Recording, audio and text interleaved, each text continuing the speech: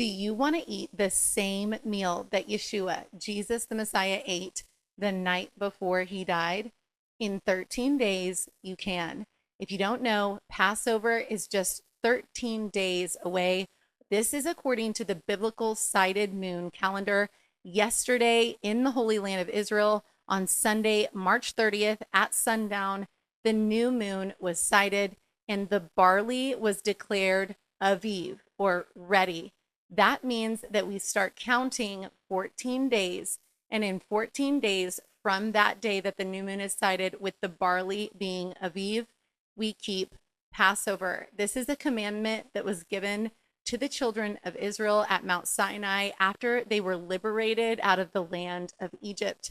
And our family has been doing this wonderful, wonderful memorial for over a decade now. And I want to invite each and every one of you to join us this year to do it. You can't join me in person. Maybe one day I'll figure that out. And I hope to host a Passover one day. I've always wanted to do that.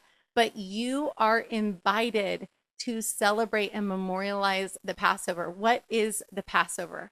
Well, in Egypt, the children of Israel were slaves. For 400 years, the children of Israel were in bondage. They were not free. I don't think we can truly grasp what it would be like for our nation to be enslaved to another nation for over 400 years. But that was, in fact, the experience of the children of Israel.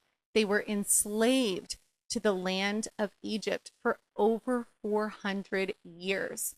Then Moses, who's out in the desert, he has an experience with a burning bush, and he hears the Lord God say that he's going to be used to set the children of Israel free. Moses is like, I'm not the guy for the job. And the Lord's like, don't worry. I'm the guy for the job, and I'm going to work through you.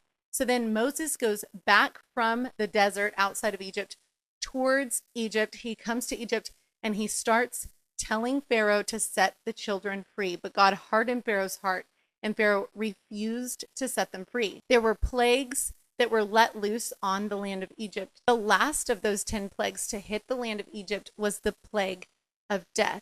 It struck down the firstborn of every household whose door on the lintels and the doorposts, the sides and the top, was not coated in lamb's blood. Now, this lamb was the Passover lamb. Every house had to take a lamb, and they had to slay that lamb and use the blood to coat the lintels and the doorposts. And that blood was a sign to the angel of death to pass over their home. After the angel of death struck down the firstborn of the land of Egypt, Pharaoh called Moses to him and he said, Moses, take your people and go. So Moses and the children of Israel gathered and they left, plundering Egypt, taking with them gold, silver, all kinds of things, in addition to their personal belongings, which was very little because they had been enslaved for 400 years. Can you even imagine?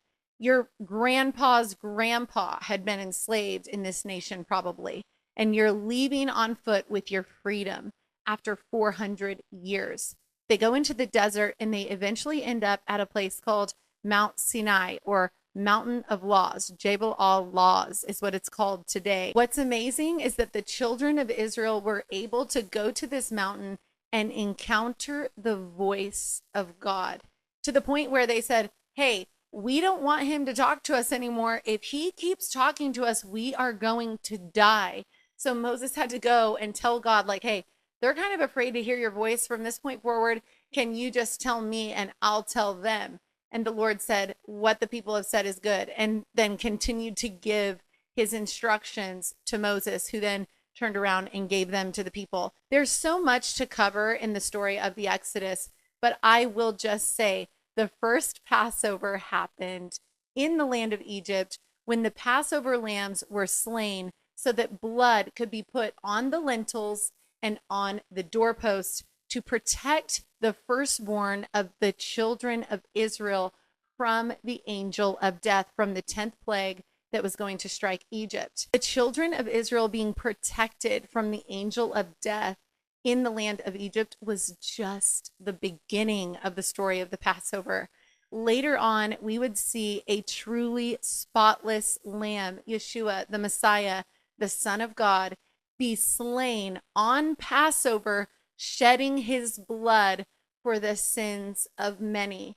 And Yeshua, the night before he died, ate of this meal that was eaten in the land of Egypt in haste. He ate that same meal because at Mount Sinai, God had commanded the children of Israel to do the Passover every year. It was a commandment that was perpetual, to be done forever. So Yeshua, being Jewish, of course, did the Passover every single year.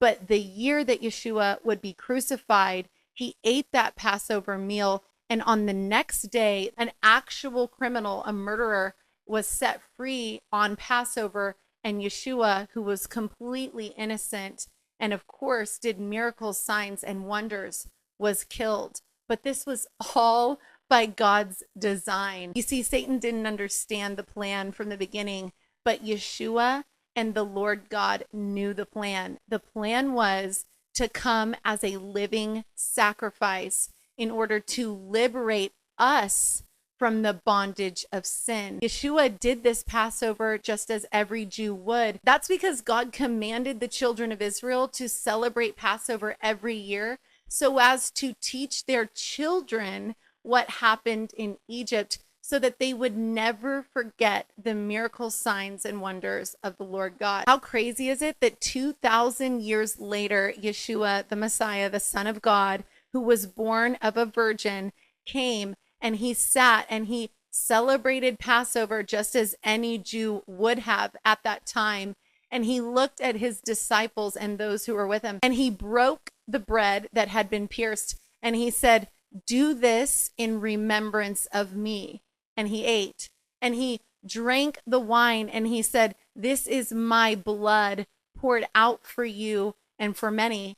Drink of it and remember me." And he drank. He was telling them this Passover wasn't just about Egypt. It isn't just about the lamb. It's about me, and I'm about to fulfill it. It's absolutely incredible. I have goosebumps even talking about it. I'm feeling emotional because I'm so thankful for the living sacrifice and the blood that was poured out for me and for you on that cross on that day of Passover thousands of years ago.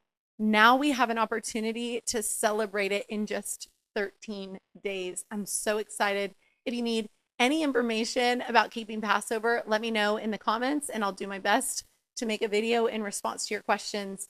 Until next time.